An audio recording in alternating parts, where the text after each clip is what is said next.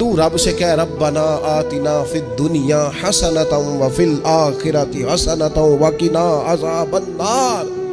تو رب سے دنیا میں بھی حسنہ مانگ، بھلائی مانگ، تو آخرت کے لیے بھی بھلائی مانگ، تو اس سے عافیت کا سوال کر۔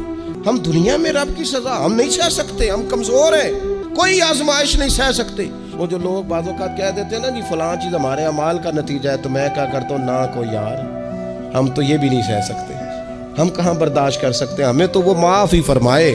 ہم حساب والے ہیں ہی نہیں، ہم تو صرف معافی والے ہیں۔ ہم سے نہ حساب پوچھے، اس نے حساب پوچھا تو پھر تو بڑی مشکل ہو جائے گی۔ اگر اس نے حساب پوچھا تو بڑی رسوائی ہو جائے گی، اگر حساب پوچھا تو مشکلات سامنے دکھائی دینے لگ جائیں گی۔ ہم سے تو وہ درگزر والا معاملہ کرے، ہم سے تو وہ کہے جا میں نے محبوب کے صدقے تجھے معاف کیا، جا تیرے لیے رحمت اور بخشش والا فیصلہ کیا۔